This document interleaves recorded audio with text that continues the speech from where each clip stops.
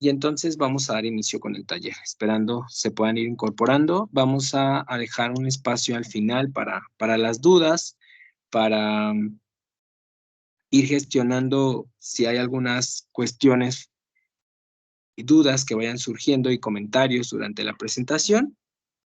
Y si hay alguna duda adicional al tema de las emociones que pueda ser complementaria, pues con mucho gusto la iré atendiendo, ¿verdad? Entonces, vamos a comenzar. Encontramos que para ir comenzando con el taller, este es el temario de lo que revisaremos el día de hoy. Comenzaremos por la primera parte que tiene que ver con las funciones de las emociones, es decir, cuáles son las funciones, para qué, cómo y por qué en ocasiones aparecen algunas emociones. Vamos a identificar como segundo tema el comenzar a identificarlas, sentirlas, algunas formas de vivirlas y algunas sugerencias para empezar a expresar las emociones de manera más adaptativa. El curso de las emociones, cómo siguen y cómo se dan las emociones, cómo van ocurriendo, y finalmente el objetivo del taller, pues estrategias de regulación emocional. Para saber las estrategias de regulación emocional que nos produzcan mayor bienestar, tanto a nosotros como a las personas que nos rodean, principalmente a nosotros, tenemos que conocer las funciones, el curso de las mismas y la forma en la que se dan, ¿no? Por lo tanto, tenemos que saber que las emociones no se van a controlar, no se van a manejar y no se deciden, ¿no? Recientemente he visto, y yo sé que esto de pronto puede ser interesante porque he visto talleres, por ejemplo, donde hablan mucho de esto. He visto talleres de manejo emocional, talleres de control emocional, que justamente esta es la propuesta, ¿no? Controla tus emociones, maneja tus emociones. Es interesante porque realmente las emociones tienen un componente fisiológico. Desde algún punto no se pueden controlar, no se podrían manejar, porque justamente mencionaba la doctora Fergie, por ejemplo, Otrosky menciona en sus recientes trabajos de investigación que justamente las emociones a veces son predicciones más fisiológicas que lo que tiene que ver con una decisión. Entonces, si las emociones no las podemos decidir, claro, si podemos, ahorita lo vamos a ir viendo, una autorregulación sobre las mismas y la intensidad. Sin embargo, las emociones propiamente no se podrían decidir. No decido en qué momento me pongo triste, no decido en qué momento me pongo ansioso. Yo no puedo, por ejemplo, si de pronto hay alguna situación de alerta, que el miedo es una respuesta hacia algún estímulo, lo vamos a ir viendo. Yo no puedo decidir si viene un perro grande hacia mí, yo no puedo decidir, a ver, no tengas miedo, no tengas miedo, no va a funcionar así realmente. Puedo empezar a dar estas autoinstrucciones y a minimizar la emoción, sin embargo, no voy a dejar de sentirla. Tampoco puedo controlarlas porque no podría controlar cuánto miedo. Por ejemplo, en qué momentos sí tengo miedo, en qué momentos no, no podría controlar mi ansiedad, ¿no? Y vamos a ir viendo en estas presentaciones que regularmente la angustia y los ataques de pánico aparecen en muchas ocasiones cuando nos enfocamos en esto, es decir, nos centramos tanto en el controlar, en el querer controlar, en el tengo que controlarme, que justamente lo que eso pasa a nivel cognitivo es que termina desencadenando una crisis por esta autoexigencia, ¿no? Las emociones no se pueden manejar desde este punto de vista porque finalmente lo que hacemos es autorregularlas. Hay algunas cuestiones que tienen que ver con gestionarlas, con regularlas. Manejarlas sería complicado. Por ejemplo, como manejamos el asco, que también es una parte una emoción más conductual, cómo lo manejamos, ¿no? Cómo controlamos el asco. Yo no puedo decidir mantenerme desbordado porque eso justamente va a provocar que estas manifestaciones fisiológicas del asco, como el que se me revuelve el estómago, el hacer constantemente esta esta expresión de regurgitar, justamente exploten, si yo me enfoco en esto. Y es investigaciones complementarias nos hablan de todo esto, aunque muchas personas, bueno, seguimos utilizando la terminología menos idónea para las emociones, ¿no? Cuando pensamos en controlarlas, en manejarlas, eso justamente nos aleja del validar las emociones y del aprender a vivirlas de una manera adecuada. Entonces, esta sería la primera parte. Comenzamos a identificar que hay algunas funciones a nivel emocional. Ahorita vamos a ir viendo cuáles son cada una de ellas. Y es importante conocerlo, saber que esto existe para también entender que, bueno, tiene que ver con un para qué cada una de ellas y saber que por lo tanto no tendríamos por qué manejarlas o no tendríamos por qué eliminarlas. Las emociones tampoco se van a eliminar porque justamente pretenderían buscar una respuesta ante diferentes situaciones.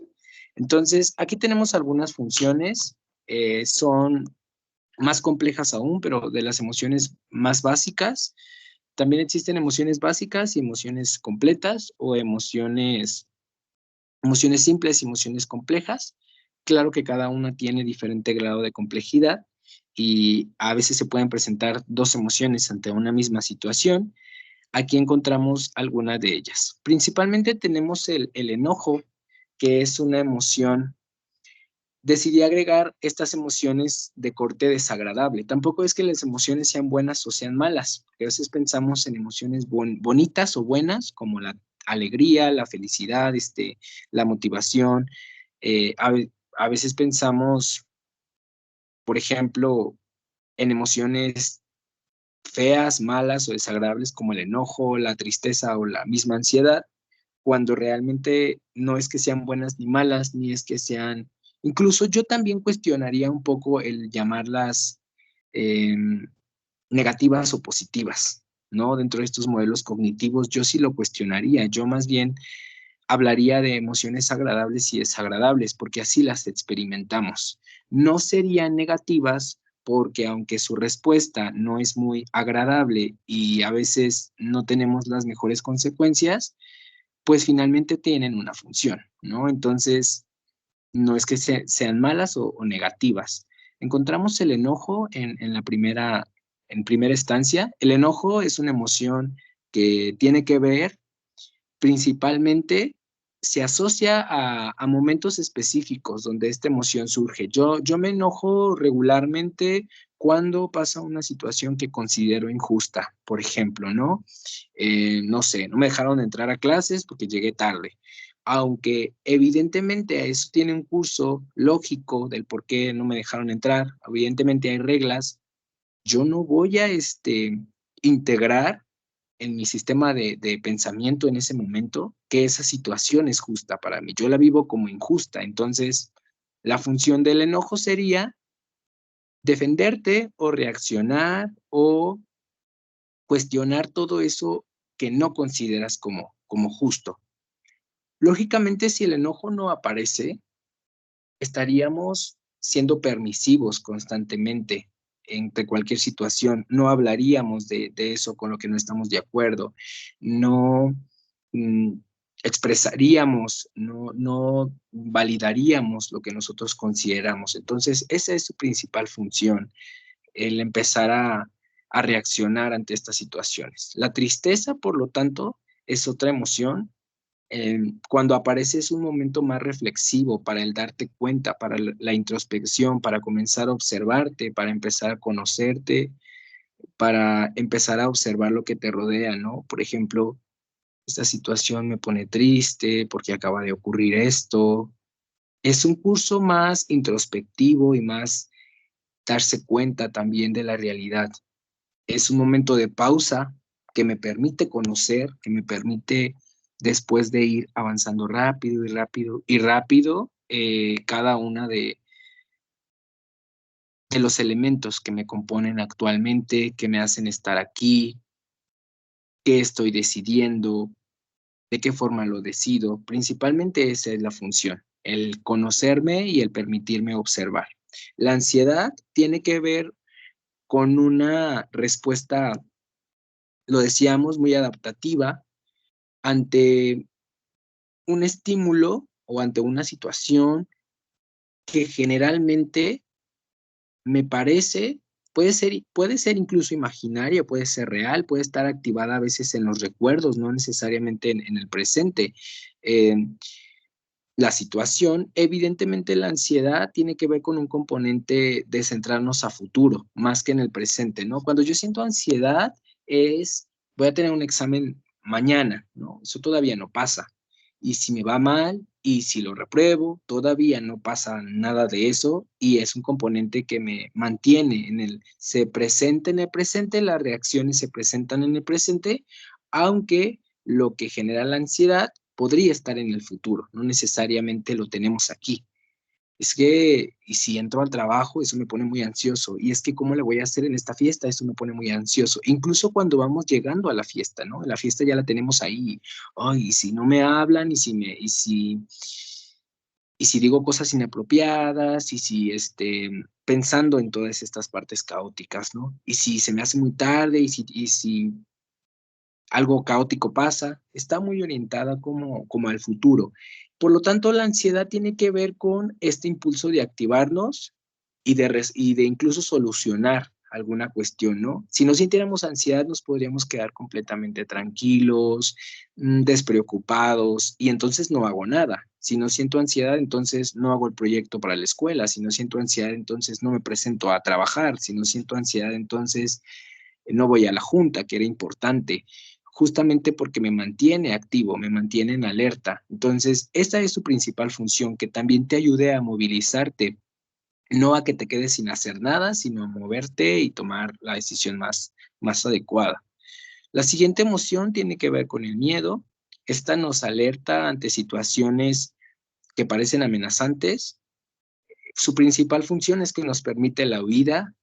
Desafortunadamente, ante estas situaciones caóticas, si yo estoy en medio de, pensémoslo así, una situación de riesgo, si por ejemplo se está quemando la casa que está al lado de mí, me podría quedar ahí parado y que me alcance el fuego, si no sintiera miedo. Y el miedo nos permite la respuesta de huida en determinadas situaciones. A veces también pueden ser muy imaginarias, sin embargo, regularmente tiene que ver con un estímulo muy real, o con parte de eso que estoy percibiendo es de verdad real, y eso me va a permitir huir, eso me va a permitir ponerme a salvo, me va a permitir cuidarme incluso, y me va a permitir no estar expuesto. Entonces, esa es su principal función. No podemos eliminar el miedo, tampoco lo podríamos controlar, y como lo mencionaba, tampoco podríamos fingir que no está, porque eso solamente va a generar más respuestas desadaptativas. Cada una de las emociones va a tener una forma en que las iremos observando y las iremos viviendo para que esto nos genere la menor disfuncionalidad posible y la mayor plenitud, ¿no? Por ejemplo, las emociones comienzan a identificarse. Ese sería el primer paso para la forma estructural, para la forma secuencial de las emociones. El primer paso es identificarlas. ¿Cómo las identificamos? Esa es una respuesta interesante, porque a veces ni siquiera sabemos lo que estamos sintiendo, a veces ni siquiera sabemos cómo se llama esto, a veces ni siquiera sabemos que estamos experimentando una emoción o no le prestamos atención, solo vivimos como automáticamente, solo pasó la situación y pienso que la situación es el conflicto, cuando realmente hay muchos componentes ahí aunados que son lo que de verdad me está poniendo así. Primer paso es identificar las emociones, lo hacemos regularmente a través del cuerpo. Ese es uno de los pasos más sencillos y uno de los ítems más próximos que podemos empezar a hacer incluso de manera inmediata. A través del cuerpo, por las sensaciones fisiológicas, por las reacciones corporales, podemos ir observando. Cada emoción, y esto también es interesante, no profundizamos en ello porque el taller se llena de estrategias más orientado a eso. Sin embargo, cada función tiene cada emoción tendría una manifestación en específico, ¿verdad? Cada función tendría cada emoción tendría unas respuestas en específico. Algunas son compartidas y otras tienen que ver más con la emoción que se está viviendo en ese momento. Sin embargo, por ejemplo, a través de las respuestas fisiológicas del cuerpo, cuando yo siento tristeza, puede mi respiración volverse más lenta, mi cuerpo se puede sentir más relajado, más cansado, me pueden doler los pies cuando siento tristeza, me pueden doler los brazos si siento tristeza, me puede doler, por ejemplo, la cabeza cuando siento tristeza, personas a las que les ocurre eso. Me pueden doler de pronto a los brazos o puedo experimentar que mis latidos de mi corazón también son más lentos cuando siento tristeza. Por ejemplo, en las emociones como del índole de la ansiedad, mi corazón puede latir más rápido, puede haber esta presión como en el pecho. Esa es una reacción y una sensación fisiológica.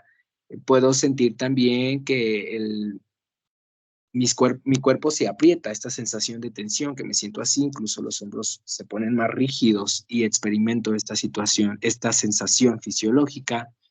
Puedo sentir resequedad en la garganta, este, puedo de pronto sentir que mis pies se ponen más pesados, puedo sentir mi temperatura diferente, puedo sentir en el enojo más calor, me puedo sentir como caliente, incluso me toco la cara, incluso cuando la cara se pone roja, esa sería una respuesta fisiológica en el enojo, que el estómago te duele, que sientes algo en el estómago, que sientes que tu cuerpo se aprieta, que sientes la temperatura, ya lo decíamos, de calor, que el corazón no sientes que late rápido. Algunas personas describen que les pulsa la cabeza cuando están enojados.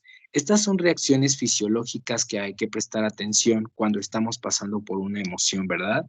Estas son reacciones que nos hablarían de identificar la emoción en un primer momento. Claro que hay que comenzar a prestar atención al cuerpo si no sabemos y si nos cuesta el identificar y reconocer nuestras emociones, el primer elemento próximo y más viable que tenemos es el cuerpo. También lo podemos hacer en emociones como el miedo, ¿no? Siento que estoy incluso temblando, siento que me estoy tambaleando, siento que estoy sudando más, siento que transpiro más, o sea, toda esta parte es como muy propia de cada emoción. Sin embargo, esta es la sugerencia principal, comenzar a experimentar y comenzar a prestar atención a cada una de las reacciones físicas en el cuerpo. Por ejemplo, en emociones como la emotividad de, por ejemplo, el estar contento. Nos encontramos con que nos encontramos en más movimiento, incluso nos movemos más, incluso hablamos más fluido. También podemos hacer algunas conductas como la risa. También experimentamos algunas reacciones fisiológicas como el que el corazón se autorregule, el que exista esta relajación en el cuerpo, esta como lo siento muy flojito también. Entonces, bueno, al final, estas son algunas sugerencias de reacciones, identificar las reacciones fisiológicas en el cuerpo, es decir, cómo son las reacciones en mi cuerpo en determinadas emociones.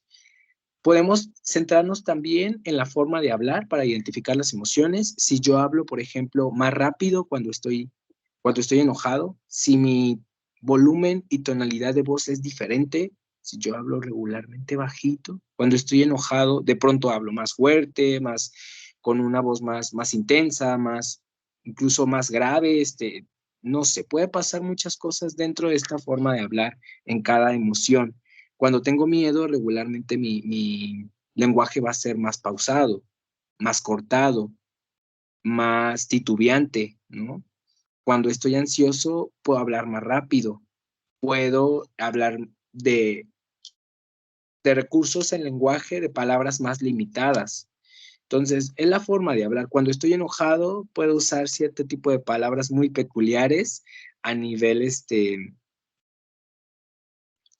a nivel social también. Esto tiene que ver mucho con el país de donde somos. Sin embargo, también puedo tener ciertas peculiaridades en mis palabras cuando estoy enojado. Ponerles un nombre, comenzar a identificar las emociones implica ponerles nombre a lo que estoy sintiendo, ponerle nombre, implica, esto también es una cuestión muy interesante porque saben que, por ejemplo, acá en México existen nombres que no, bueno, ponemos nombres que no pertenecen a ninguna emoción, ¿no? Cuando decimos, es que estoy, ¿cómo estás? Estoy agüitado. Esto no es ponerle nombre a la emoción. Hablar de que estoy agüitado es simplemente, es algo muy cultural, muy sociocultural aquí en México, pero eso no hablaría de nada porque en sí el estar agüitado no es una emoción.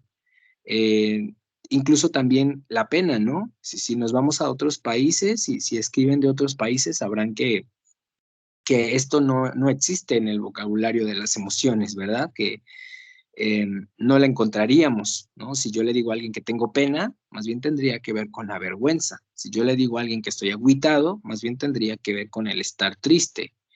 Hay otro tipo de emociones, con otro tipo de lenguaje que podemos usar. Estoy bravo, por ejemplo, que en países latinoamericanos también mencionan mucho el estoy bravo. Estoy chévere en otros países, ¿no? Eso tampoco existe en el lenguaje de las emociones, realmente. Son palabras padres, pero no existe en el lenguaje de las emociones. Tampoco es que estoy bien. Estamos muy adaptados a contestar así, ¿no? ¿Cómo estás? Estoy bien. Estoy mal, estoy más o menos. Pues ahí voy. Sin embargo, esto no implica ponerle nombre a las emociones. Desde ahí nos estamos pausando en ponerme nombre a las emociones, ¿no? Comentan por aquí, por ejemplo, en el chat. mm, es que este chat, en México se usa mucho el me lleva, ajá, sí, ¿no? Me lleva, me lleva ya saben quién, ¿no? O en estoy hasta y completar, ¿no? No la completaríamos ahora porque sí suelo decir groserías, pero no sé, la sesión va a quedar grabada y no sé qué pase después con eso. Entonces, sí, son como emociones muy así, ¿no? Estoy hasta me lleva, comentaban en el chat, me lleva, en México somos muy expresivos y finalmente está padre, ¿no? O sea, está padre porque es una forma de verbalizar que estoy enojado. Yo creo que eso sí hay que integrarlo. Más allá de que esté bien o mal, como moralmente, como socialmente, es una forma de expresar que estamos enojados. Sin embargo, sería todavía mejor que le pusiéramos el nombre que tiene que tener, ¿no? Les decía, en México también es como estoy agüitado, tengo pena, no existe la pena, es la vergüenza, ¿no? No existe el agüitado, es la tristeza. Y esto implica de un primer momento comenzar a poner nombre a la emoción, ¿vale? El siguiente punto sería la intensidad. Esto me parece interesante porque las emociones realmente no se pueden eliminar. Lo que sí podemos hacer es bajar la intensidad en la que las estamos sintiendo. No es lo mismo que yo esté sintiendo en el termómetro de las emociones, pues suponer un termómetro aquí al lado, un 1 de tristeza y que me sienta como desanimado, me sienta como, no quiero salir, hoy me quiero quedar en mi casa, a que yo sienta un 10 de tristeza, que ya podría parecer incluso más a la melancolía. Está la tristeza, la melancolía y luego podría estar después la depresión.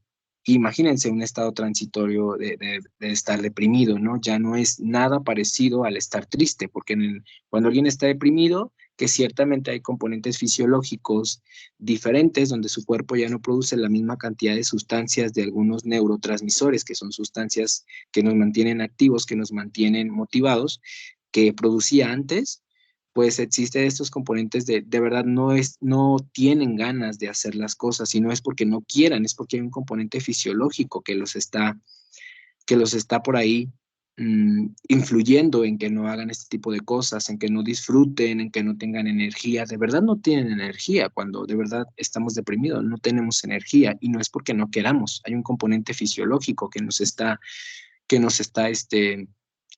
influyendo en que eso no pase. No es lo mismo pensar, por ejemplo, en una emoción orientada hacia el enojo, del número 1, estoy molesto, puedo poner una cara así como los adolescentes, ¿no? Pueden hacer expresiones como de, poner caras raras del enojo, a un nivel número 10, por ejemplo, de que azoto la puerta, de que golpeo cosas, Incluso hay personas que ya en un nivel número muy avanzado, pensando ya como en la ira, que vamos a hablar más adelante de la ira, rompen cosas o golpean a los demás. Esto ya es una completa disfuncionalidad y podríamos no dejarnos de sentir enojados, sin embargo, podríamos bajarle el nivel a la emoción que estamos sintiendo. No es lo mismo, por ejemplo, que yo me sienta ansioso y esté así como de, no, y como hasta, ¿saben? Con esta sensación de incomodidad a nivel del cuerpo, a que ya esté temblando o a que ya no me pueda mover. Esto ya es una emoción como muy, a un nivel de intensidad ya muy arriba y ya sería disfuncional. Y comenzar a identificar los pensamientos. Esto lo iremos viendo durante el taller ahorita, pero los pensamientos son un componente importante en el cómo vivimos las emociones. Incluso varios modelos en la terapia, por ejemplo, racional emotiva, nos explican algo que veremos más adelante, que yo creo que lo veremos a continuación de una vez. Incluso en el modelo de la psicoterapia cognitivo-conductual y en la terapia racional emotiva, que es una variante del modelo cognitivo-conductual. Cuando hablemos de modelos en psicología, pues es la forma en que se trabaja psicoterapéuticamente, psicológicamente con el paciente, desde donde abordamos lo que le ocurre y qué elementos tendremos que tener. La terapia cognitivo-conductual, que es una de las que tiene mayor evidencias, y la variante de esa terapia, de ese modelo, que es la terapia racional emotiva, nos habla a grandes rasgos, digo a grandes rasgos porque esto es más complicado todavía, en sesión lleva mucho tiempo, pero a grandes rasgos nos habla de esto, miren. Um, Cuando a nosotros nos pasa algo, tenemos un acontecimiento que es lo que pasó, que es la situación, llamémoslo así, que es lo que nos pasa propiamente. Tenemos un B, que son todos los pensamientos que tenemos de esto que pasó, y tenemos una C, que son todas las consecuencias de esto que nos pasa. El A vendría siendo la situación, les comento lo que nos pasó. El B sería, ¿qué interpreté yo de eso que me pasó? ¿Cómo lo percibí? ¿Qué ideas, como las ideas, como lo que pasó por tu cabeza de eso que pasó, de eso que te acaba de ocurrir? Y el C sería, ¿qué haces? ¿Qué haces y qué pasa con eso que te acaba de ocurrir, ¿no? El, el A sería, ¿qué pasó? El B sería, ¿qué pensaste? ¿Qué ideas tuviste de eso? Y el C sería, ¿y qué hiciste? ¿No? Propiamente. El A, por ejemplo, en esta imagen en este cuadrito que elaboré, no se alcanza a ver mucho, pero el A, por ejemplo, es una niña y es un niño burlándose de ella. Em, por ejemplo, pensémoslo nosotros ya en esta etapa, el A puede ser que yo soy una persona que llego a un lugar nuevo, así como adulto, no sé, a un, pensémoslo de esta manera, ¿no? A un lugar como a lo mejor hasta pasa entre familia, ¿no? Que llego a la casa de mi mamá, por ejemplo, y que están todas mis familias sentadas en la entrada y que se están riendo cuando yo llego y que cuando entro se quedan callados. ¿Qué pasó? Bueno, es que llegué a mi casa, todos estaban riendo y cuando yo me metí, todos se quedaron callados. Él ve qué ideas, qué interpretaste, qué pasó por tu cabeza, qué pensaste de esa situación, que se estaban riendo de mí. Es que yo llegué y todos se quedaron callados, pues significa que se rieron de mí, ¿no? No significa eso para ti, y eso es importante. Hay que validarlo. Para ti significa eso. ¿Y qué consecuencias hubo? Aquí está un cuerpo porque son las consecuencias corporales de las que hablábamos. A lo mejor mi cuerpo se puso tenso, empecé a sudar cuando pasó eso, a lo mejor mi voz me empezó hasta a temblar, a lo mejor hasta me dieron ganas de llorar, a lo mejor muchas personas lloran, estas son las respuestas fisiológicas. Las respuestas emocionales, donde están las caritas, pues es, ¿qué sentiste? ¿No? Sentí tristeza, sentí ansiedad, muchas personas pueden sentir enojo cuando les pasa eso, y las consecuencias conductuales, donde están estas personas, serían, ¿qué hiciste? Mm, Me salí corriendo y me regresé a mi casa, ¿no? Pensando como en un extremo, yéndonos al extremo. Me metí a la sala y me puse a llorar. Esas serían las consecuencias conductuales.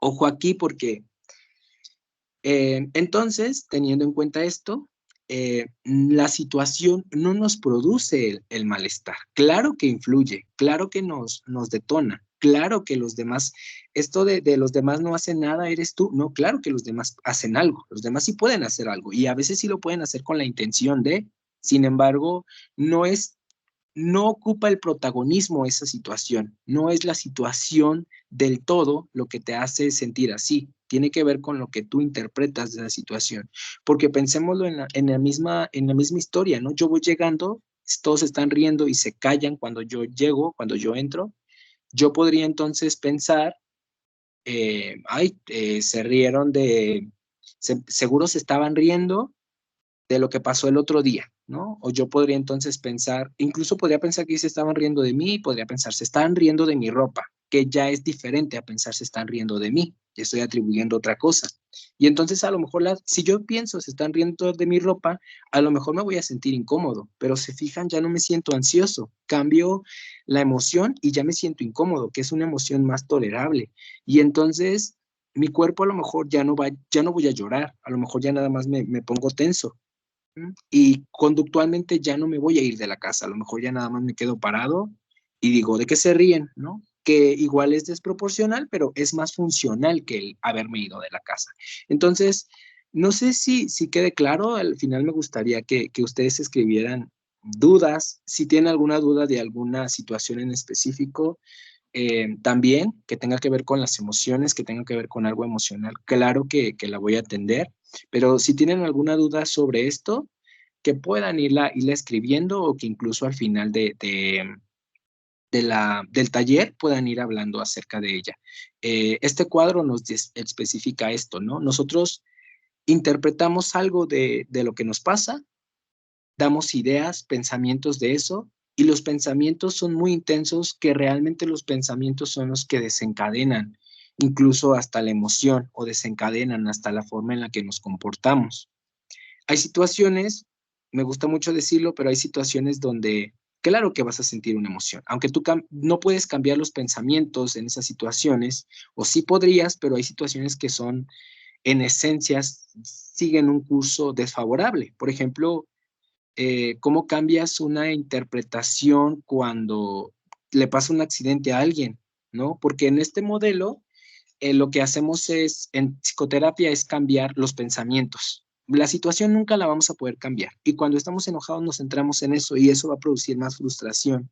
Y cuando estamos ansiosos nos centramos en eso y eso va a producir más ansiedad o angustia porque no está en el presente y porque a veces ni siquiera está en nuestro control cambiarla. Entonces, lo que sí podemos empezar a modificar, lo que sí podemos empezar a completar, le llamo yo, a comenzar a dar un curso más en contacto con la realidad son los pensamientos, ¿no? Las consecuencias tampoco las podemos cambiar a veces. Pensemos en la respuesta fisiológica del asco. Eso no se puede contener, lo que les decía al inicio del taller, no se puede controlar. Entonces, aquí en el cuadro hay un D, que sería un pensamiento alterno, que nos podría hacer sentir un poco mejor. Y bueno, lo voy a hacer, por ejemplo, con esto, ¿no? Ya les comentaba, ¿no? Voy llegando, todos están riendo y se quedan callados cuando yo llego. Yo podría pensar entonces, no necesariamente se están riendo de mí, o tal vez no se ríen de mí. Ya es diferente pensar a se ríen de mí. Seguramente me voy a sentir incómodo, pero cambia un poquito el curso de estos pensamientos. Completando los pensamientos, podríamos decir, se están riendo algunos o podrían reírse de mí o podrían estarse riendo ya completo con otras explicaciones, ya no lo personalizo. Esos serían los pensamientos alternos. Como les decía, que es mucho más complejo, en psicoterapia es mucho más complejo y realmente lo es, incluso en la vida cotidiana, incluso en la experiencia de vida. Eh, pero resulta interesante porque les comparto que hay pensamientos que no se podrían cambiar. Por ejemplo, pensando en eventos ya catastróficos, me corren del trabajo, pues, ¿cómo podría pensar algo agradable en relación a eso? Entonces, lo que hacemos es darnos autoinstrucciones y las autoinstrucciones tienen que ver con eh, qué vas a hacer, ¿no? Más orientadas al qué piensa es qué vas a hacer. En esta misma situación me corren del trabajo, claro que me voy a sentir enojado, pero entonces sería, a ver, piensa, no hagas nada ahorita, piensa que te conviene más, respira, como instrucciones muy concretas, ¿saben? Más que cambiar el pensamiento, como decirme a mí mismo qué hacer de manera interna. Eh, y bueno, esto seguiría un poco el curso de la parte emotiva. Lo vamos a ir revisando durante el taller. Al final haremos un experimento que tiene que ver con esto y luego iremos observando qué pasa, ¿no? Ahorita, de manera muy breve, quiero que piensen, si tienen oportunidad de anotarlo en el chat, me gustaría muchísimo. Quiero que piensen en, en esta situación. Quiero que, a ver, piensen en esta situación. Van llegando, am, lo sé, ¿no? Vamos a pensarlo así. Tienen una pareja, o novio, novia, que sea, em, y de pronto comienza a hablar, a escribir en el celular y comienza a reír.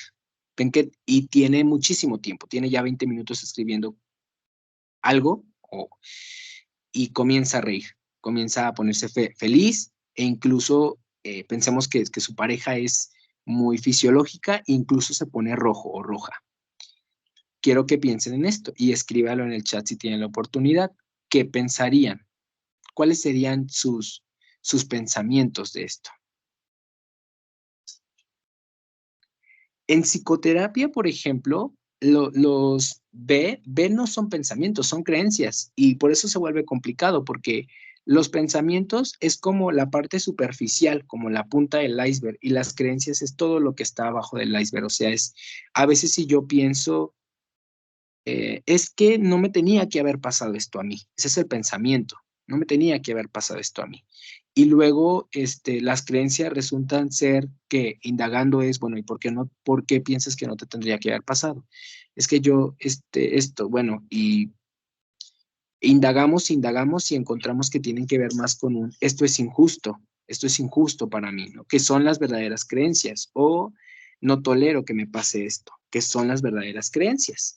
Regularmente esas son las verdaderas creencias y no la parte de los pensamientos superficiales, ¿verdad? Pero eso lleva tiempo y creo que la primera estrategia en este taller sí sería, más que identificar las creencias, identificar tus propios pensamientos ante esta situación y comenzar a imaginar qué son los que sí podemos hacer algo con ellos y qué son los que de alguna manera podrían estar influyendo gran parte en cómo te sientes más que la situación.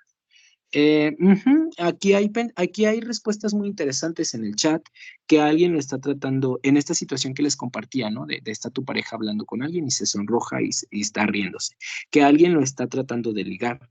Es un pensamiento muy congruente ante la situación, ¿no? No muy realista, no muy lógico, porque lo que hacemos aquí es cuestionar qué tan lógico es, pero y qué tantas pruebas y evidencias tengo de eso, pero realmente es un pensamiento muy escenario real, diría yo. Realmente la mayoría de personas pensaríamos eso en un primer momento. De la mente emocional pensaríamos mucho eso, pensaríamos que que está hablando con alguien, ¿no?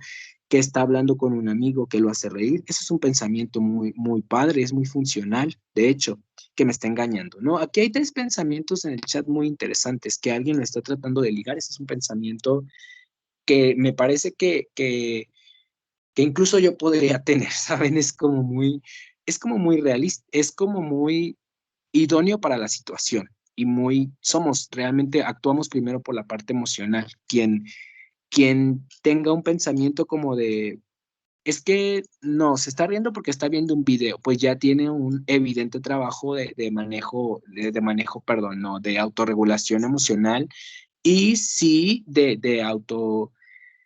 autorregulación propia y de conocimiento y de esto que le llaman, eh, de, mm, siempre, bueno, esto que le llaman como la parte del conocimiento y de lo que anteriormente se le llamaba inteligencia emocional, ¿no?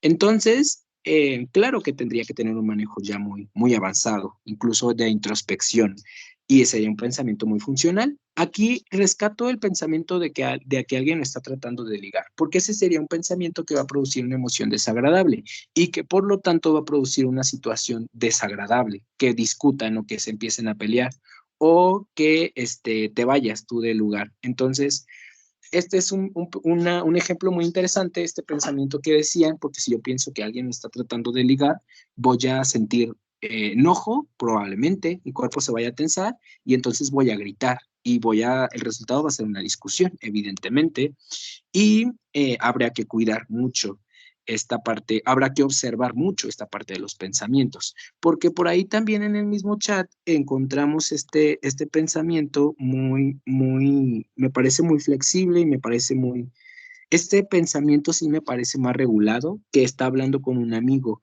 porque entonces si yo pienso que está hablando con un amigo, la respuesta puede ser más funcional para mí. A lo mejor me sigo sintiendo incómodo porque digo, bueno, pero ¿por qué está hablando ahorita con alguien, con un amigo, no?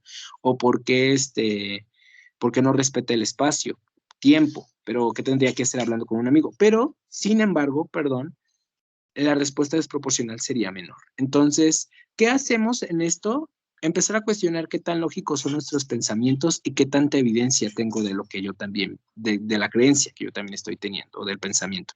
Si yo pienso, por ejemplo, que me está engañando con alguien, eso podría ser lógico, tal vez en ese momento sí, para mí, pero ¿tendría evidencia de eso? Claro que no, no hay evidencia, porque es lo que yo pienso y no siempre un pensamiento tiene que volverse, no siempre un pensamiento tiene que volverse realidad y no siempre un pensamiento te habla de la realidad. A veces podría ser que se acerque, pero le hace falta una parte complementaria, porque puede ser que sí esté hablando con un amigo y puede ser que el amigo no le esté haciendo reír. Puede ser que se esté riendo porque le preguntó en dónde, le dijo una expresión incluso sobre Timmy, sobre ti en esa parte como un chiste y se puso rojo por eso. Entonces, a veces los pensamientos son más incompletos. Hay que indagar porque a veces sí podemos encontrar que en nuestros pensamientos hay algo de realidad, pero están muy incompletos. Y les digo, cuando no hay nada que pensar a manera favorable, pues las autoinstrucciones, que esto es más complejo, pero lo abordamos para entender el curso de las emociones, justamente, más que para intervenir, para entender el curso de las emociones. Miren que aquí hay algunas formas de vivir las emociones. Este cuadro lo hice y consideré muchos aspectos. Es una recopilación realmente de estrategias conductuales. La mayor parte de ellas las podremos encontrar en el libro de Ardila de terapia cognitivo-conductual para niños y adolescentes, que es un libro muy interesante y que él adapta muchas técnicas hacia niños. Es el libro de Bunge, de Gomar y de Mandil, ¿no? Ellos tres hacen esta compilación de técnicas y yo finalmente tomé un recopilado de ellas y una adaptación también. Ellos hacen la adaptación a niños y las técnicas son cognitivo-conductuales. También está el manual de terapia cognitivo-conductual Fundamentos, que es más como para psicoterapeutas, pero que de ahí nacen estas técnicas. Y obviamente también, como les comentaba, algunas técnicas vienen desde la parte muy experimental de la psicoterapia. O sea, esto lo revisamos a veces en psicoterapia. No nos dedicamos a esto, no nos lleva todo el proceso de psicoterapia, pero son estrategias que hemos venido abordando ahí. Entonces, pensemos, por ejemplo, que tenemos varias formas de vivir las emociones. Yo hablo de vivirlas, ¿se fijan? No estoy hablando de manejar, ni de controlarlas, ni de aplazarlas ni de ignorarlas, estoy hablando de formas para vivir la emoción. Entonces, aquí hay algunas de ellas. El miedo, por ejemplo, alguna forma para vivir la emoción sería buscar recursos actuales y posibilidad de que esto ocurra. Yo siempre pienso como estrategia ante el miedo, ¿qué posibilidad hay de que esto ocurra? Del 1 al 10. 10, ok, ¿qué posibilidad hay? Porque a veces el miedo es, oye, es que escuché un ruido y el miedo es, alguien se metió a mi casa, ¿qué posibilidad hay de que esto ocurra? Si tu casa no tiene patio, está la chapa súper fuerte y está como súper protegida, además vives en un fraccionamiento, pues qué posibilidad hay de que eso pase, ¿no? Si me da miedo que por ejemplo, tengo mucho miedo de que a mi hijo le haya pasado algo, ¿no? O al revés, Cuando los pequeños también, los niños tienen miedo de que su mamá le pase algo, también es esto. Bueno, ¿y qué probabilidad hay, qué posibilidad hay de que eso ocurra? Del 1 al 10. Y vamos a identificar los recursos reales, ¿no? Está en este lado, siempre es muy precavida, que siempre se cuida mucho, que siempre está en alerta, que además es una persona que va a lugares donde hay seguridad. O sea, es como la posibilidad. No se trata de convencernos de que no va a pasar, porque no lo sabemos, pero se trata de buscar la posibilidad de que eso ocurra. Porque a veces en el miedo es muy imaginario y realmente magnificamos cosas que no son muy probables que ocurran. Eso funciona mucho sobre todo para eso, porque hay personas que en sus características no necesariamente tienen un problema patológico, a veces sí, pero hay personas que en sus características son muy dadas a magnificar las situaciones. Y buscar recursos actuales, ¿no? Siempre es, si en el momento, por ejemplo, me da miedo de salir a la calle y que ese miedo y que y que me pase algo, los recursos actuales serían, está esta tienda, está estas personas, por mi calle a esa hora es una hora muy, muy regulada. Desfavorablemente a veces y contextualmente no tenemos los mejores recursos para hablar de esto, ¿no? Esa es la realidad, pero en casa, por ejemplo, me da miedo de que mi hijo, no sé, y yo peleemos. ¿Qué recursos tienen? La comunicación, que siempre han sido muy cercanos, que se tienen mucha confianza. Es como pensar en todos estos recursos que tenemos dentro de la parte del miedo. En estas partes, de algunas formas para vivir las emociones, ya estamos hablando de los objetivos y de las técnicas del taller, de la autorregulación emocional, porque finalmente estas formas de vivir las emociones ya son técnicas de regulación emocional propiamente. Entonces, aquí estamos hablando ya de ellas. En el enojo hay que usar una buena estrategia que también técnica y estrategia que también funciona, es al inicio retirarse del conflicto. Sobre todo si tienen hijos y si se enojan constantemente con ellos, no se enojan con ellos, ¿verdad? Sino pensando ya nos enojamos por los pensamientos que tenemos de eso que nos pasó, pero pensando que hay conflictos con ellos, estaríamos... estaríamos primero haciendo una pausa, no hago nada, no hago absolutamente nada, que es el tiempo de espera, no hago nada. Mi primera respuesta es como soy una persona incluso muy impulsiva. Bueno, el primer técnica y estrategia es no hacer nada. Incluso si no puedes, retírate del lugar, retírate de donde está esa persona con la que tuviste el conflicto, retírate de esa zona. Si te enojaste con tu pareja, retírate en ese momento de él, no estés ahí. Y luego regresa para expresar el desacuerdo. Lo que hacemos es que en el tiempo que retrasamos, en el tiempo de espera, esperamos hasta que nuestro cuerpo se regule. Es como un tiempo en el que el cuerpo se regula automáticamente y ya puedes incluso verbalizar mejor, porque cuando estás enojado no verbalizas realmente, ¿no? De manera adecuada. No hablemos de la ira, porque ahorita vamos a hablar de ella. Cuando estás con ira, no verbalizas nada. Y yo sé que, bueno, no me quiero adelantar, pero cuando estás en ira no verbalizas nada. Las técnicas para la ansiedad, estas son estrategias que ya les quiero compartir y que me gustaría que ahí hay una pregunta muy interesante que ahorita voy a atender también. Y me gustaría que ustedes se den la oportunidad de experimentar estas técnicas, estas estrategias, al menos a manera de experimentación, justamente. O sea, no sabemos si van a funcionar, pero háganlas al menos alguna vez y vean qué pasa con ustedes, qué pasa con su termómetro de la emoción.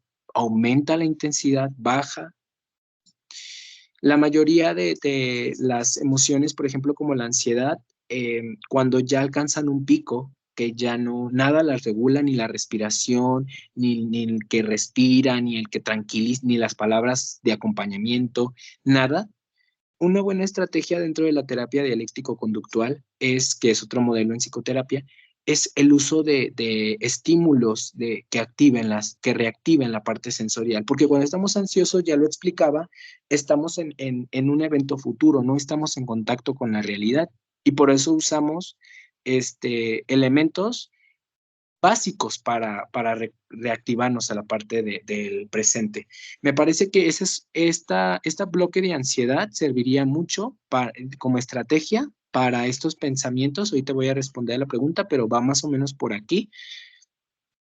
Usamos hielo, ponemos hielo en las manos, apretamos un hielo, realmente esta sensación que llamamos de que duele, ¿no? De que genera malestar, te reactiva la parte sensorial. El limón, morder o chupar el limón, también te reactiva la parte sensorial.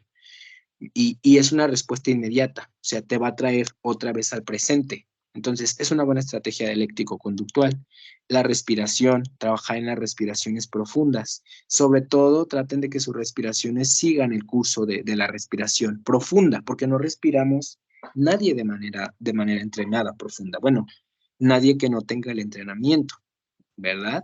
O a lo mejor tal vez es escasamente, pero la respiración es, a ver, tomas aire por la nariz, siempre vas siguiendo el curso de que el aire entra por el estómago, sube hasta la parte del diafragma. Hay diferentes tipos de respiraciones, pero esta es una muy práctica. Tomas aire fuerte, lo mantienes ahí 5 tiempos y sueltas empujando por la boca.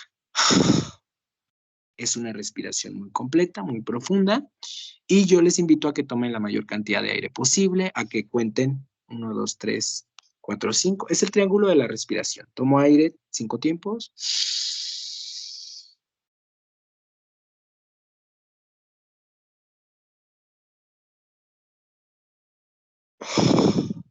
Lo puedes soltar así o lo puedes empujar. Pero son en 5 tiempos. Tienes que tardar 5 tiempos en que sueltas todo el aire.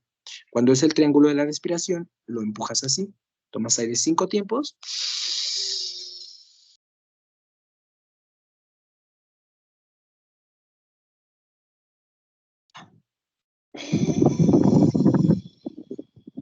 Ahí lo estoy soltando gradualmente. Y cuando no digo nada, pues y cuento con los dedos, es que estoy manteniendo el aire, ¿verdad? Es el triángulo de la respiración. Ese funciona. Y el abanico de posibilidades. Vamos a contestar la pregunta porque me parece que ya va a entrar aquí en alguna de estas estrategias. Dice, ¿qué hacer cuando la gran mayoría de nuestros pensamientos son catastróficos? Sí, ahí hay algo que, digo, habría que checarlo a profundidad, pero de primer momento pueden pasar muchas cosas, pueden estar pasando muchas cosas que probablemente, algo que se le llama, algo que tiene que ver con los pensamientos caóticos tiene que ver con pensamientos intuitivos, o sea, son constantes, son catastróficos, duran mucho. ¿Qué hay que hacer con ellos? Lo primero que identificamos es no intentar que se vayan, no enfocarse en intentar que se vayan, en ni que desaparezcan, porque los pensamientos no se pueden ir a veces. Y no es intentar que no estén como así como de, ya voy a eliminar, no, pero es que se tienen que ir.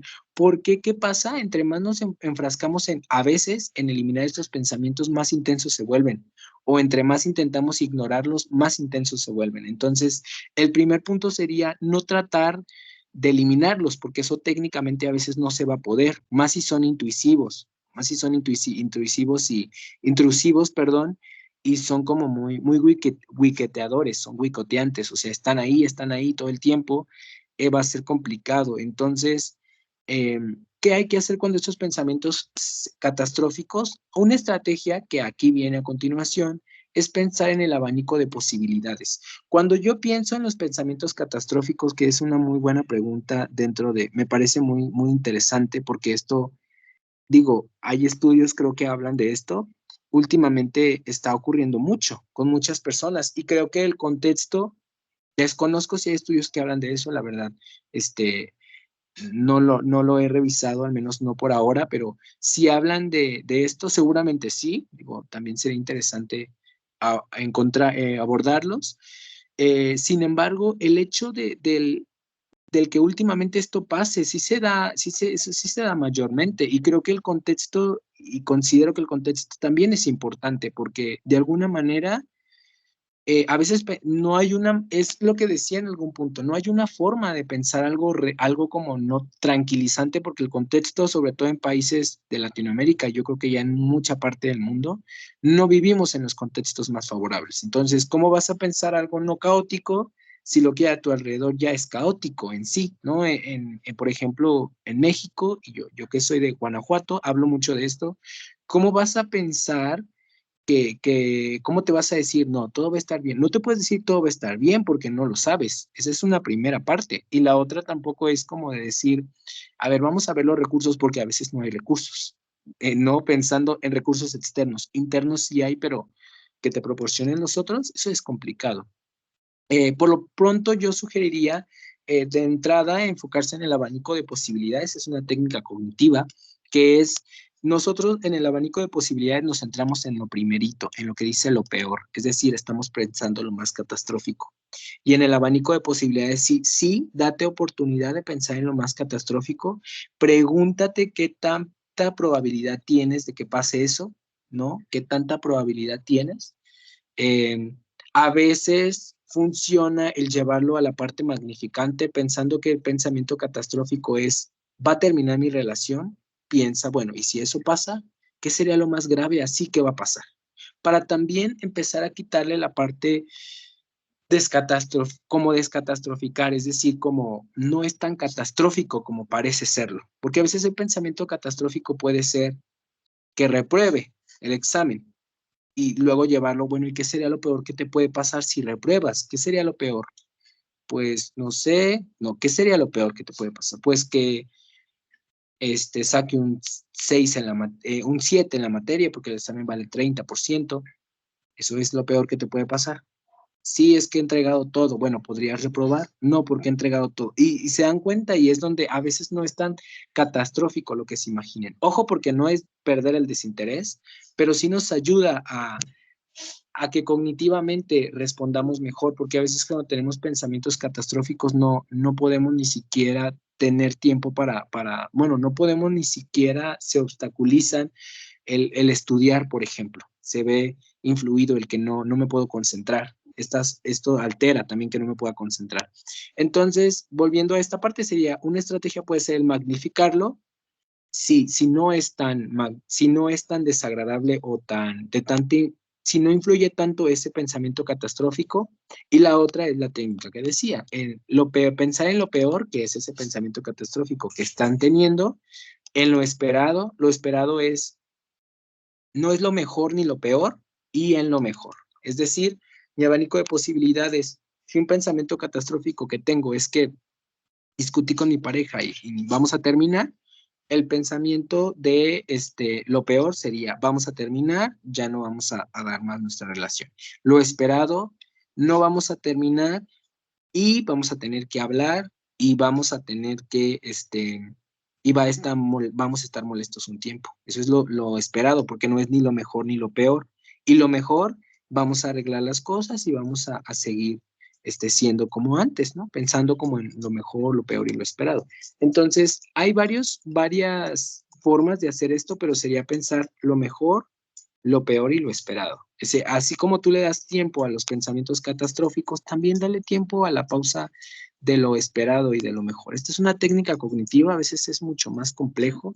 Sobre todo hay que identificar si esos pensamientos catastróficos no se flexibilizan. Yo creo que sí es importante acudir a esta parte del acompañamiento psicoterapéutico. Sin embargo, estas son estrategias, ¿no?, que pueden ayudar en un primer momento e intentarlas. También con los pensamientos catastróficos, yo sugiero que los observemos. Hay una técnica que la podemos ir haciendo así, que los observen como nubes y que las nubes en algún momento, pues si tú vas pasando, en algún momento las nubes rotan muy lento, pero bueno, no se quedan ahí todo el tiempo, y que los imagines como nubes, es decir, en algún momento ese pensamiento se va a ir desvaneciendo.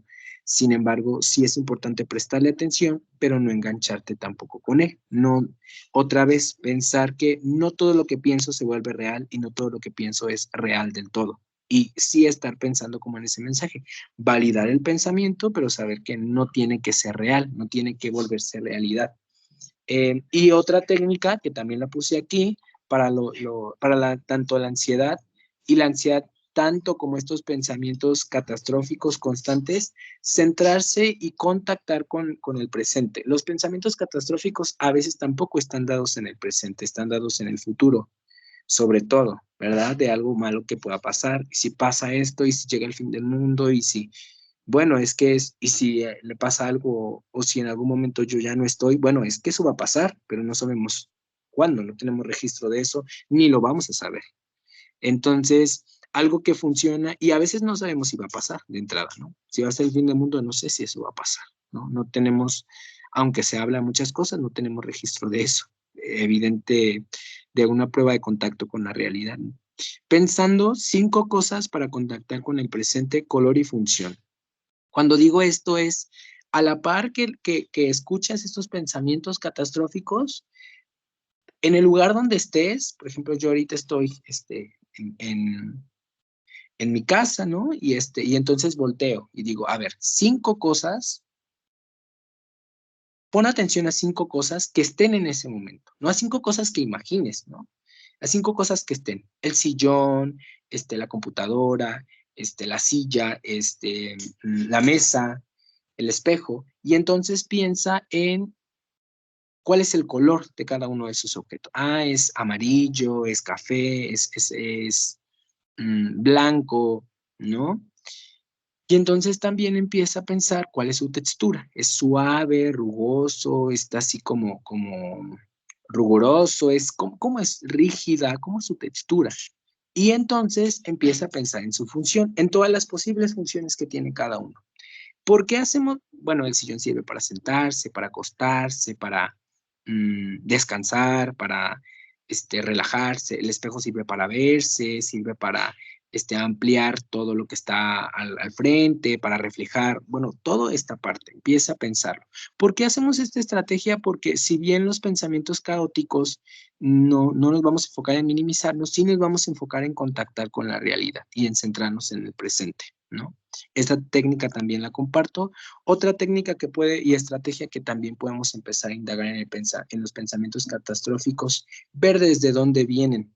Porque si yo estoy teniendo pensamientos catastróficos constantemente, ¿qué es lo que de verdad me preocupa, no?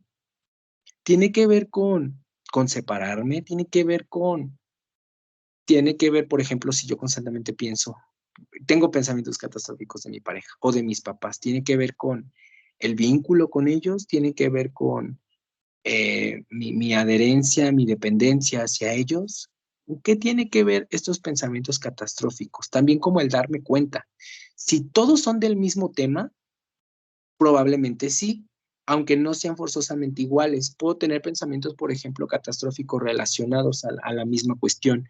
Es decir, no necesariamente que piense, por ejemplo, un pensamiento catastrófico puede ser pensando en que a mis hijos les va a pasar algo malo, no forzosamente que todo el tiempo diga, ay, mis hijos, pero que un pensamiento catastrófico sí pueda ser como constantemente, eh, y si mi hijo no llega, y si mi hijo se tarda toda la noche, ay, y luego otra vez estoy, y otro pensamiento catastrófico es, ¿y qué irá a pasar con mi hijo a futuro? Se dan cuenta, todos van siguiendo un curso, ¿no? ¿O qué irá a pasar conmigo después? Todos van siguiendo un curso, pero probablemente por ahí ir identificando, darme cuenta desde dónde vienen para empezar a abordar hacer introspección y conocerme desde esa parte, y entonces empezar a darme cuenta, porque si yo descubro esto, de manera profunda, es muy probable que esos pensamientos sí minimicen, incluso que dejen de aparecer, ¿no? Eh, y otra es, si esos pensamientos catastróficos, ya lo dije, magnificarlos y enfocarse como un día a lo contrario. Hay una técnica muy interesante que es, bueno, y un día elija un momento del día para pensar en todos estos pensamientos. Todo un día que tenga a las 5, establezca una hora para pensar, todo lo que pueda pensar, lo más que pueda pensar, y hágalo, ¿no? O sea, todos los días voy a pensar a las 5, pero voy a pensar, va a ser el momento de pensar. ¿Qué pasa? Primero háganlo y después van a ver qué ocurre, pero a veces pasa algo interesante, que justamente cuando yo me digo voy a pensar, es cuando los pensamientos empiezan a reducir algunas veces, porque ya les di un orden, ya les di un momento, ya les di una conciencia, ya les di una introspección y ocurre. Estas son estrategias, hay que llevarlas a cabo y hay que ver cómo nos va con esto. Cada una de ellas, comenté varias y pensando muchas más, pero creo que estas podrían funcionar muchas de las veces. Y la que decía de darnos cuenta con qué tiene que ver es la más profunda, porque posiblemente esa pueda tener mayor probabilidad de que los pensamientos catastróficos ya no se presenten igual, ¿no? Bueno, y si esto espero que haya resuelto un poco esta duda, y si no, al final vamos dejando más preguntas. La ira, estrategias para formas de vivirla es ver de dónde viene, esto que decía, ver qué me pone iracundo. La ira es interesante, yo sé que dije que cada emoción tiene una función, pero creo que la ira no. Creo que y pienso y muchos profesionales en salud mental hablan de esto, la ira no tiene ninguna función. La ira, incluso dice un doctor que la ira es como un veneno que te tomas tú mismo, ¿no? Porque no tiene función, ¿no? Es como si tú es como, la ira sería como si tú le dieras el veneno al otro y al final te lo terminas tomando tú, como si tú quisieras que el otro se tome el veneno y al final te lo terminas tomando tú, porque la ira ya son estas explosiones de golpear, de que el vecino no se mueve de mi lugar y que ya salgo y golpeo su auto, o sea, o de que ya salgo y le digo un montón de groserías y me meto a mi casa, eso ya es ira. Ya son explosiones así muy desproporcionales. La ira ya es pegarle a los otros, la ira ya es romper cosas, la ira es romper tu material, tus artículos, incluso porque a veces hemos llegado a hacer eso o llego a hacer eso. La ira ya es muy desproporcional. Entonces, la ira, ver el origen, técnicas de relajación, al final les pongo por ahí mis páginas para ver si tienen oportunidad de verlas. Y ahí hablo acerca de técnicas de relajación y de respiración de manera más detallada, porque son variedad de técnicas y no las alcanzaríamos a ver, ¿no? Ver qué creencias estoy teniendo y qué exigencias y cómo me lastima a corto y a largo plazo. Una buena estrategia para la ira es ver cómo esto que yo voy a hacer a través de la ira me lastima a largo plazo, porque a corto plazo tal vez no me va a lastimar, tal vez me va a funcionar, pero a corto plazo tal vez consigo que hagan lo que quiero, pero a largo plazo no. Entonces es ver a largo plazo cómo podría funcionar la cuestión de esto de la ira, y si no funciona, pues no, ahí hay que empezar a observar, ¿no? Y las exigencias, ver qué exigencias hay, porque en la ira hay exigencias. Es decir, el que yo me sienta iracundo porque se estacionaron enfrente de mi casa, esa es una exigencia, porque realmente, a menos de que tengas un aviso de que no se estacionen, pero si no es un lugar si estamos que no es estacionamiento, pues no hay un objetivo realista. Esto que comentan la siguiente, no hay un objetivo realista. Si tú estás iracundo porque te ganaron el carrito en el supermercado, no hay un objetivo realista porque los carritos son para todos, vamos a pensarlo así, ¿no? Si tú sientes ira porque no te escogieron primero para el equipo, pues igual no hay un objetivo realista. Si tú sientes ira porque este, no todos tus amigos fueron a la fiesta, igual, o sea, hay factores externos. Entonces, es empezar a identificar qué exigencias tienes. Esto de las creencias, lo que hablamos ese rato, es más que centrarse en que la situación me da mucha ira, es qué creencias estoy teniendo de esta situación, ¿verdad? ¿Qué creencias estoy teniendo yo de esto que está pasando? La siguiente es la tristeza, y para la tristeza hay 3 estrategias que propongo. Sería validar la emoción. En primer lugar, incluso en cada una de ellas hay que validarlas, aunque no tengan un origen de que tenga que sentirme así por eso, perdón, del que sea lógico lo que estoy pensando, la emoción sí se valida porque yo la estoy viviendo así. O sea, esa no es una distorsión, la emoción sí la vivo así. Y sí hay que validarla, sí hay que validarme, estoy triste. Estoy triste porque perdí mi color favorito, hay que validarlo, porque aunque a lo mejor es desproporcional, tú lo estás viviendo así, y eso es importante que lo valides, que le des un lugar. Observar el evento, hay que observar exactamente qué está pasando, y algunas técnicas como escribir, hablar con alguien, darte un tiempo para la escucha activa. Aquí hay alguna propuesta de qué me gustaría o qué podría funcionar cada una de las emociones. No las eliminamos, Y realmente a veces sí cambiamos la intensidad y entonces cambian por otra parte, ¿no? La ansiedad puede pasar a ser solo una preocupación. La euforia, que es esta desproporción total, puede pasar a ser alegría. La ira puede pasar a ser enojo. Ya no es ira, ya pasó a ser enojo. Y el enojo puede pasar a estar molesto, que es muy diferente a tener ira. En el estar ira destruyo, en el molesto no. Solamente a lo mejor puedo hacer gestos, puedo hacer este tipo de cosas, pero sin embargo no destruyo. Y es adecuado sentir molesto. Esto está padre, incluso sentirlo. Bueno, no sentirlo, pero es funcional. En la vergüenza se puede pasar por incomodidad. Ya no me siento avergonzado, ahora solamente me siento incómodo. Y eso es más tolerable y es más funcional. Eh, Algunas cuestiones de la expresión emocional, finalmente, ponerle el nombre a la emoción, ya lo decía, hay que decir qué emoción es, validar la emoción, escribir, si tienen oportunidad de escribir un diario emocional, si tienen oportunidad de escribirle a alguien que los escuche, si tienen oportunidad de escribir, incluso un relato sobre esa emoción, cómo es todo esto, hablar con alguien sobre la emoción, dibujar, la arteterapia, también en la página subiré videos de arteterapia, pero esto básicamente es el diálogo con esta emoción, así como si estuvieras hablando con alguien, hablar con la emoción, el gritar, llorar o abrazar. Son estrategias. Esto ya lo hemos hecho. Y bueno, finalmente, por el tiempo, porque nos excedimos, las estrategias de regulación emocional. Vamos a comenzar por algo muy básico que sí podemos hacer, que sí está en nuestro control inmediato para cualquier emoción, incluso hasta para los pensamientos caóticos y la ansiedad. La higiene del sueño, es decir, hay estudios que ya comprueban esto, como el que yo me duerma a las 12 de la noche y después perdón, 12 de la madrugada ya, y después de las 12 tienen afectaciones al corto y a largo plazo en mi estado de ánimo y en mi estado fisiológico. Entonces, si yo me duermo incluso hasta las 12, 2, 3 de la mañana, puedo estar más susceptible a las críticas, es decir, voy a hiperreaccionar más fácil ante un comentario que no es hiriente y yo lo voy a tomar como hiriente.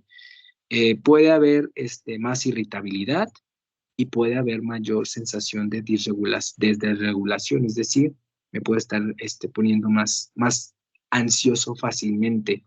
Y entonces, por esto es importante la higiene del sueño, establecer un horario límite para dormirte a las 11, 10 de la noche, que estés cumpliendo las 8 horas y que las estés cumpliendo a manera de, obviamente, de las necesidades, porque hay muchas personas que no podemos a veces por la cuestión de trabajo, pero sin embargo, sí priorizar esta parte del sueño, priorizarlas. Si tienes algo que limpiar, es una distorsión pensar que, bueno, lo hago ahorita rapidito. No, hay que darle un momento del día importante. Y planificar actividades, ¿no? Planifica tus actividades. Trata de establecer un tiempo para estimulación cognitiva, para que leas, de recreatividad, para que veas lo que te gusta y de activación conductual, para que hagas un poco de ejercicio, para que a lo mejor te muevas un poco, hagas ejercicios de relajación, todo es una combinación y tenemos que cuidarnos de la parte básica. El abrazo mariposa, eso también estará próximamente, bueno, estará ya en mis redes. Lo tenía pensado hacer ahora, pero bueno, no, por el tiempo creo que no nos da, pero esperemos que lo puedan visualizar ahí. Es una buena estrategia de regulación emocional. Y los lentes caóticos versus reales. Creo que esta estrategia particularmente también ayuda mucho para los pensamientos catastróficos y para la ansiedad. Los lentes catastróficos versus reales sería esa también es una técnica tomada del libro de Ardila y de la terapia cognitivo-conductual, técnicas para niños y adolescentes, pero me gusta mucho porque habla de cuando tengas pensamientos catastróficos, justamente caóticos, como los lentes caóticos, imagina que tienes unos lentes negros oscuros o unos lentes azules oscuros. ¿Qué pasa cuando vemos con estos lentes? Pues que todo se ve más nublado, se ve más distorsionado, ¿no? O se ve de otro color, incluso decimos de otro color. Eh, que versus unos lentes reales. Los lentes reales serían unos de aumento. ¿Qué pasa con los lentes de aumento? Que veo más a detalle, que veo más descriptivamente lo que pasa y que lo veo con mayor claridad. Entonces, lentes caóticos versus reales, sería anota todos tus pensamientos caóticos, anótalos, toma nota de ellos, dibuja unos lentes oscuros y abajo de ellos anota todos los pensamientos caóticos y luego pon al lado un dibujito de lentes de aumento, de lentes estos para ver normales, y escribe abajo una comparativa más completa de tus pensamientos. Si mi pensamiento caótico es eh, que me va a pasar algo mañana o que me puede dar un ataque de ansiedad, un pensamiento real podría ser, si me da un ataque de ansiedad, puede que me dé un ataque de ansiedad y sin embargo voy a poder hacer técnicas de respiración como un pensamiento más real, ¿no? O siempre he estado en ese lugar y nunca me ha dado un ataque de ansiedad, como completar con pensamientos más reales, los lentes caóticos versus los reales. Un pensamiento catastrófico puede ser, por ejemplo, em, que se me ocurre dentro de los más que pasan comúnmente, un pensamiento catastrófico puede ser, me voy a enfermar, por ejemplo, y un pensamiento real puede ser, todo lo que hago para cuidarme, ¿no? Me cuido, podría enfermarme y sin embargo me cuido, trato de abrigarme bien, como pensando en todas estas partes más reales, complementarlos. Esto es importante en los pensamientos catastróficos, como les decía, porque nos quedamos en la parte caótica, ignoramos los recursos e ignoramos la parte complementaria a esos pensamientos, ¿no? Y bueno, esta parte es como muy general, sin embargo, creo que estas estrategias pueden ayudar bastante. Algo que quería comentar también para ir cerrando es que la mayoría de veces que los pensamientos catastróficos se hacen más intensos y más desagradables y más caóticos y más desbordantes, tiene que ver con que tratamos de eliminarlos, nos enfocamos en eso, lo que ya había explicado. Igual con la ansiedad. Cuando surgen los ataques de pánico, a veces estamos muy centrados en no me tengo que desbordar. Y esos son los ABC secundarios que creo que los ponía en alguna diapositiva que ya no la vi. Pero bueno, sí, bueno, esos son los ABC secundarios. Se escapó en algún momento esa diapositiva. Bueno, pero en esa diapositiva hablaba de cómo el que tú te enfoques en no sentir ansiedad y que digas, no tengo que sentir esto, no tengo que sentir esto, te genera angustia realmente. Y entonces ese miedo a perder el control genera que vengan esos ataques de pánico. Entonces sí hay que validarse un poquito que no centrarse en el miedo a perder el control, sino centrarse en recursos y en qué también tengo para cuando pierda el control, ¿no? No tanto en no, que eso no pase, sino más bien qué tengo. Y bueno, finalmente, no sé si tengan alguna duda, esto fue un taller muy breve, creo que muy concreto, traté de hacerlo como muy de ayuda, sobre todo para nosotros, que nos pueda servir de utilidad, pero y espero que ese es el objetivo, ¿no? Que pueda volvernos más tranquilos y que pueda aportar. No, obviamente no va a arreglar, pero ni va a solventar muchas cosas, pero sin embargo que sí pueda aportar, a que estén mucho más tranquilos.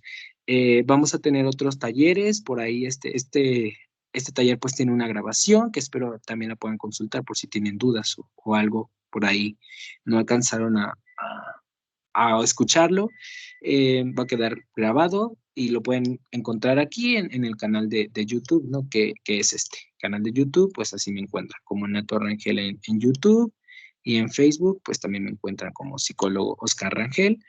Ahí en Facebook regularmente subo como más infografías y información así como muy general en salud mental y en Nato Rangel subo más técnicas, tanto como para psicólogos como para público en general, tanto para psicólogos, algunas cuestiones técnicas que pueden trabajar en sesiones, a manera de sugerencias, claro, no de encontrar nada más porque sí, y a pacientes algunas estrategias que podrían a veces ayudar. Subiré ejercicios de mindfulness, tengo por ahí ejercicios gestal de mindfulness, de meditación, del gestal de psicoterapia, técnicas cognitivo-conductuales que pueden ser de utilidad y aplicación y guiada y que pueden ayudarles también para todas estas cuestiones que compartíamos el día de hoy, esperando sea de mucha utilidad.